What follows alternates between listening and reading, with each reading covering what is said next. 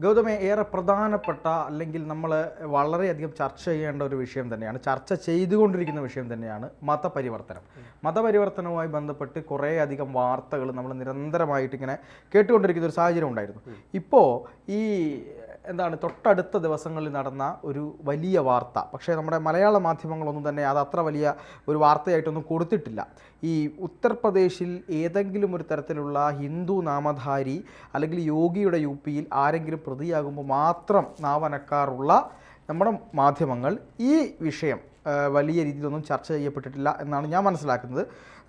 പക്ഷേ അത് പ്രേക്ഷകർ അറിയണം എന്നുള്ളത് കൊണ്ടുകൂടിയാണ് നമ്മൾ ഈ ചർച്ച ഇവിടെ ഇപ്പോൾ ഈ ഒരു വിഷയം നമ്മൾ തിരഞ്ഞെടുത്തത്. ഉത്തരാഖണ്ഡിലാണ് സംഭവം എന്ന് എനിക്ക് ഞാൻ മനസ്സിലാക്കുന്നു. എന്താണ് സംഭവം? ഇതിനെ ശരിക്കും നമ്മൾ പറഞ്ഞു കഴിഞ്ഞാൽ നിസ്സാരവൽക്കരിക്കേണ്ട ഒരു വിഷയമല്ല ഇത് എന്ന് പറയുന്നത്. ഉത്തരാഖണ്ഡിലാണ് സംഭവം. വെറും 17 വയസ്സ് പ്രായമുള്ള ഒരു പെൺകുട്ടിയെ, 18 വയസ്സ് പോലും ആയിട്ടില്ല കേട്ടോ, ആ 17 വയസ്സുള്ള പ്രായമുള്ള ഒരു പെൺകുട്ടിയെയാണ് നിർബന്ധപൂർവം കുറച്ചധികം ആളുകൾ മതപരിവർത്തനം ചെയ്ത് ഇസ്ലാമിലേക്ക് കൊണ്ടുവരാൻ വേണ്ടിയിട്ട് ശ്രമിച്ചിരിക്കുന്നത്. ഈ പെൺകുട്ടി ഇതിൻ്റെ ഭാഗമായിട്ട് ഈ പെൺകുട്ടിയെ ഇവർ കൊലപ്പെടുത്തുക വരെ ചെയ്തിരിക്കുകയാണ്. വളരെ നിഷ്ഠൂരമായിട്ടുള്ളൊരു പ്രവൃത്തിയാണ് നടന്നുകൊണ്ടിരിക്കുന്നത്.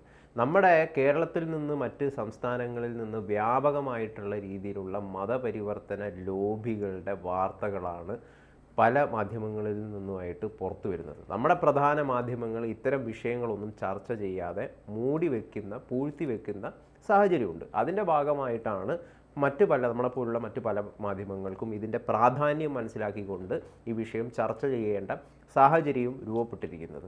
അതായത് പല വാർത്തകളും ഉത്തർപ്രദേശിൽ നിന്ന് നേരത്തെ വന്നിട്ടുള്ളത് ഈ മതമാറ്റ ലോബിയ വളരെ തകൃതിയായിട്ട് പ്രത്യേകിച്ചും ഹിന്ദു വിഭാഗങ്ങൾക്കിടയിൽ ഹിന്ദു പെൺകുട്ടികളെ ടാർഗറ്റ് ചെയ്തുകൊണ്ട് നീങ്ങുന്നുണ്ട് എന്നുള്ളതാണ്. ഇതിൻ്റെ ഭാഗമായിട്ട് പുറമെ ഹിന്ദു പേര് സ്വീകരിച്ചുകൊണ്ട് പെൺകുട്ടികൾ ജീവിക്കുകയാണെങ്കിൽ തന്നെ ഇവരുടെ ഉള്ളിൽ ഇവർ ഓൾറെഡി പേര് മാറി മറ്റൊരു മതം സ്വീകരിച്ചിട്ട് ഉണ്ടാവാറുണ്ട് സാധാരണ എന്നുള്ള വാർത്തകളൊക്കെ നേരത്തെ പുറത്തു വന്നിട്ടുണ്ട്. അതായത് പുറമേ ഒരു ഹിന്ദു ആണെന്ന് പറയാം, ഉള്ളിൽ പക്ഷേ ഓൾറെഡി ഈ മതമാറ്റ ലോബികൾ ഈ സ്ത്രീകളുടെ മതവും അതോടൊപ്പം തന്നെ പേരുമൊക്കെ മാറ്റിയിട്ടുണ്ടാവും. പക്ഷെ പുറമേ അത് അവർ റിവീൽ ചെയ്യില്ല.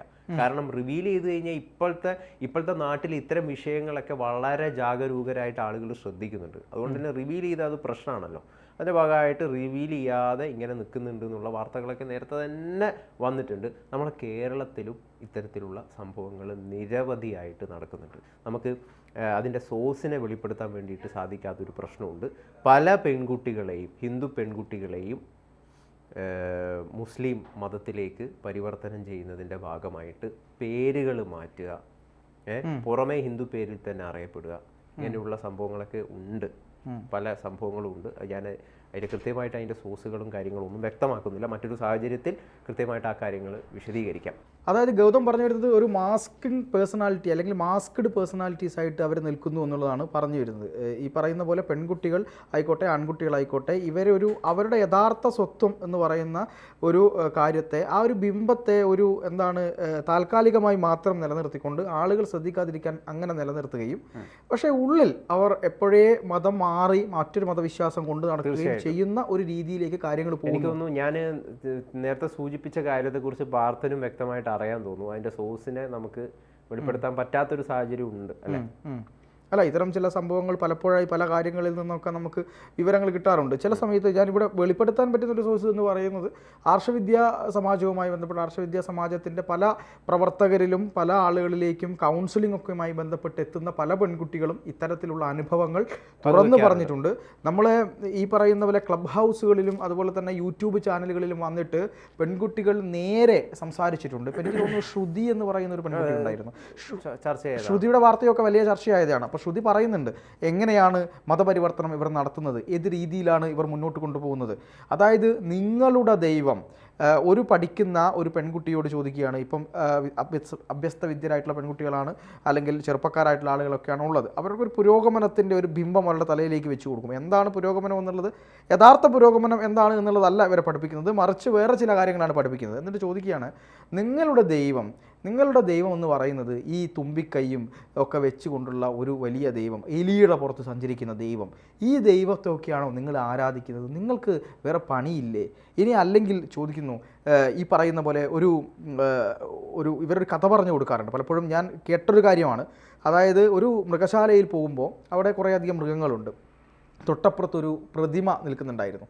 ആ പ്രതിമ നിൽക്കുന്ന സമയത്ത് ആ പ്രതിമയെ ചൂണ്ടിയിട്ടൊരു കുട്ടി അച്ഛനോട് ചോദിച്ചു, അച്ഛാ ഇത് എന്താണ്? അത് സിംഹമാണ് എന്ന് പറഞ്ഞു. എന്നിട്ട് അച്ഛ അതെന്താ കടിക്കാത്തത് എന്ന് ചോദിച്ചു. അതൊരു പ്രതിമയല്ലേ എന്ന് അച്ഛൻ ചോദിക്കുന്നു. അപ്പോൾ കുട്ടി തിരിച്ച് മറുപടി ചോദിക്കുന്നു, ഇങ്ങനെയാണെങ്കിൽ എന്തിനാണ് ഒരു പ്രതിമയ്ക്ക് മുമ്പിൽ പോയി നിന്ന് പ്രാർത്ഥിക്കുന്നത്? അതുകൊണ്ട് എന്താണ് പ്രയോജനം എന്നുള്ള ചോദ്യം ചോദിക്കുമ്പോൾ ഈ പറയുന്ന ഹിന്ദു പെൺകുട്ടികൾക്ക് അല്ലെങ്കിൽ ക്രിസ്ത്യൻ പെൺകുട്ടികൾക്ക് ഒക്കെ എന്താണ് ചില വാക്കുകളില്ലാതായി പോകുന്ന അവസ്ഥയുണ്ട്. കാരണം ആത്മീയതയെ പറ്റി പഠിക്കുന്നില്ല, എന്താണ് കാര്യങ്ങളെന്ന് പഠിക്കുന്നില്ല, ഒന്നും ഇല്ലാത്തൊരവസ്ഥയുണ്ട്. ഇവിടെ സംഭവിച്ചിരിക്കുന്നത് 17 വയസ്സുള്ള ഒരു ഹിന്ദു പെൺകുട്ടിയെ മുസ്ലിം കാമുകനായ ആസിഫാണ് ക്രൂരമായിട്ട് കൊലപ്പെടുത്തിയിരിക്കുന്നത്. ഇവർക്ക് പരസ്പരമായിട്ട് ഏകദേശം 2 വർഷക്കാലങ്ങളായിട്ട് ഇവരൊരു സുഹൃത്തുക്കളെ പോലെ പരിചയപ്പെടുകയും പിന്നീട് അത് മറ്റു രീതിയിൽ ആ ബന്ധം വഴിമാറുകയൊക്കെ ചെയ്തിട്ടുണ്ടായി. പക്ഷേ ഇവിടെ ഈ പെൺകുട്ടിയുടെ കുടുംബത്തിന് ഇയാൾക്ക് വിവാഹം ചെയ്ത് നൽകുന്നതിന് യാതൊരു തരത്തിലുമുള്ള പ്രയാസവും അവർ പറഞ്ഞിട്ടുണ്ടായിരുന്നില്ല. ഇവൾക്ക് 18 വയസ്സ് കഴിയട്ടെ, വിവാഹം ചെയ്ത് നൽകാമെന്നാണ് പറഞ്ഞിട്ടുള്ളത്. പക്ഷേ പിന്നീടാണ് വ്യക്തമായത് ഇതിൻ്റെ പിന്നിൽ ഒരു കേവലം പ്രണയം മാത്രമല്ല, പ്രണയത്തിലൂടെ മതം മാറ്റുക. നീ മതം മാറുകയാണെങ്കിൽ മാത്രമേ നിന്നെ സ്വീകരിക്കാൻ എനിക്ക് തയ്യാറാവുള്ളൂ എന്നാണ് ഈ ആസിഫ് പറഞ്ഞത്. പക്ഷേ ഈ പെൺകുട്ടി അതിനെ വിസമ്മതിക്കുകയും മതം മാറാൻ തയ്യാറല്ല എന്ന് പറഞ്ഞപ്പോൾ ക്രൂരമായിട്ട് ഈ പെൺകുട്ടിയെ ബലാത്സംഗം ചെയ്യുകയും തുടർന്ന് അതൊരു കൊലപാതകത്തിലേക്ക് നയിക്കുകയാണ് ചെയ്തത്. അത്തരത്തിലാണ് ഈ സംഭവം രൂപപ്പെട്ടിരിക്കുന്നത്. ഇപ്പോൾ ഉത്തരേന്ത്യയിലെ നമ്മളെ പല ദേശീയ മാധ്യമങ്ങളിലുമൊക്കെ ഇതിപ്പം വലിയ രീതിയിൽ ചർച്ചയായി തീരുകയായിരുന്നു. ഉത്തരാഖണ്ഡിലാണ് സംഭവം. ഉത്തരാഖണ്ഡിലാണ്. മാത്രമല്ല ഈ പെൺകുട്ടിയെ ഇവർ വളരെ ഫലപ്രദമായി തെറ്റിദ്ധരിപ്പിച്ച് മുന്നോട്ട് കൊണ്ടുപോയി എന്നാണ് മനസ്സിലാക്കുന്നത് അല്ലേ? ഈ കുടുംബവുമായി ബന്ധപ്പെട്ട് ഇവിടെ കൃത്യമായിട്ട് മതം മാറ്റുക എന്നുള്ളതായിരുന്നു ഇവരുടെ ഉദ്ദേശം. അതായത് പ്രണയിച്ച് മതം മാറ്റുക. പക്ഷേ അത് മനസ്സിലാക്കിയിട്ടുള്ള പെൺകുട്ടി അതിന് വിധേയപ്പെടാതെ നിൽക്കുന്ന സമയത്ത് വീണ്ടും സ്നേഹം അഭിനയിച്ചുകൊണ്ട് ആ പെൺകുട്ടിയെ ഒരു സ്ഥലത്തേക്ക് കൊണ്ടുപോവുകയും അവർ അന്ന് രാത്രി ഒരുമിച്ച് താമസിക്കുകയും ഈ കുടുംബം, അതായത് ഇവരുടെ സഹോദരൻ ആസിഫിൻ്റെ സഹോദരങ്ങളടക്കമുള്ള ആളുകൾ ഒരുമിച്ച് ചേരുകയും ഇവൾ ഈ പറയുന്ന പെൺകുട്ടി ഈ സ്വത്വത്തിൽ നിന്ന് ഹിന്ദു ബോധത്തിൽ നിന്ന് പുറത്തു വരാൻ കഴിയില്ല, അല്ലെങ്കിൽ അതിനവൾ തയ്യാറല്ല എന്ന് മനസ്സിലാക്കിയേ എനിക്ക് തോന്നുന്നു അടിയുറച്ച് നിൽക്കാൻ ഇഷ്ടപ്പെട്ടത്. അതെ, അടിയുറച്ച് നിൽക്കാനാണ് ഇഷ്ടപ്പെട്ടത്. അപ്പോൾ അതിനെ എതിർക്കാൻ വേണ്ടിയിട്ടാണ് ഇവരെന്ത് ചെയ്തത്? ഈ പറയുന്ന ഒരു നാടകം ഉണ്ടാക്കിയത്, ഒരു ഒളിച്ചോട്ട നാടകം ഉണ്ടാക്കിയത്. എന്നിട്ട് ഇവർ കൊണ്ടുപോകുന്നു, അതായത് നമ്മൾ ഒരു ദൂര സ്ഥലത്തേക്ക് യാത്ര, ഒരു ടൂർ പോകുന്നു എന്നുള്ള മൂഡിലാണ്, അല്ലെങ്കിൽ ആ ഒരു വിശ്വാസം അവരിൽ നിന്ന് സൃഷ്ടിച്ചെടുത്തിട്ടാണ് ഡെറാഡൂണിലേക്ക് കൊണ്ടുപോകുന്നത്. ഈ ലിഖിംപൂർ ഖേരി എന്ന് പറയുന്ന പ്രദേശമാണ് ഈ പറയുന്ന ഉത്തർപ്രദേശിലുള്ള ഈ ഇരയും അതുപോലെ തന്നെ ഈ ആസിഫ് എന്ന് പറയുന്ന ആ പ്രതിയും ഒരുമിച്ച് താമസിച്ചിരുന്നത്. മീൻസ് അവർ ഒരേ ഗ്രാമത്തിലാണ് നിന്നിരുന്നത്. എന്നാൽ തൻ്റെ ഹിന്ദു സ്വത്വം ഉപേക്ഷിക്കാനുള്ള സമ്മർദ്ദത്തെ ചെറുത്തപ്പോൾ ആസിഫും കുടുംബവും ആ പെൺകുട്ടിയെ ഇല്ലാതാക്കാനുള്ള പദ്ധതി ആവിഷ്കരിച്ചു എന്നും ഇതിൽ പറയുന്നുണ്ട്. ഇവർ കൊലപ്പെടുത്താൻ ഉപയോഗിച്ച രീതിയെയാണ് ശരിക്കും ഭയാനകമായിട്ട് നമുക്ക് തോന്നുന്നത്. ഭർത്ത ഇപ്പോൾ പറഞ്ഞ പോലെ തന്നെ തെറ്റിദ്ധരിപ്പിച്ചുകൊണ്ട് ടൂർ പോവുകയാണെന്ന വ്യാജേന മറ്റൊരു സ്ഥലത്തേക്ക് കൊണ്ടുപോവുകയും അവിടെ നിന്ന് ഈ ആസിഫ് എന്ന് പറയുന്ന ആളും അയാളുടെ സുഹൃത്തുക്കളും ക്രൂരമായിട്ട് ഈ പെൺകുട്ടിയെ ബലാത്സംഗം ചെയ്തു. ഒരു വനത്തിൽ വെച്ചുകൊണ്ട്, കൊണ്ടോളി ഫോറസ്റ്റ് വെച്ചിട്ട് ക്രൂരമായ രീതിയിൽ ബലാത്സംഗം ചെയ്തു. കഴുത്തിൽ ഷാള് വെച്ച് ഞെരുക്കി കൊല്ലുകയായിരുന്നു. എന്നിട്ട് ഈ മൃതദേഹം വനത്തിലേക്ക് ദൂരെ വലിച്ചെറിഞ്ഞു. ആഴമുള്ള ഭാഗത്തേക്ക്, വിശേഷിപ്പിക്കുന്ന ഒരു സ്ഥലത്തേക്ക് വലിച്ചെറിയുകയായിരുന്നു. ഇപ്പൊ ആ ബോഡി കണ്ടെത്തിയിട്ടുണ്ട്. ഈ പ്രതികളെയൊക്കെ അവിടെയുണ്ട് ഒരു ടെസ്റ്റ്.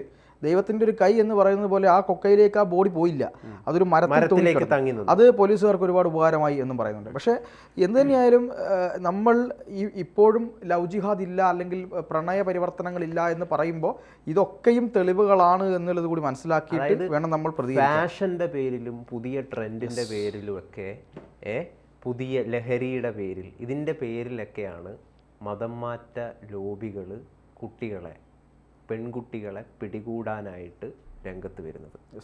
പുതിയ ഫാഷൻ, പുതിയ ട്രെൻഡ്, പുതിയ ലഹരികൾ, പുതിയ ലൈഫ് സ്റ്റൈൽ. ഈ ലൈഫ് സ്റ്റൈലിലൂടെ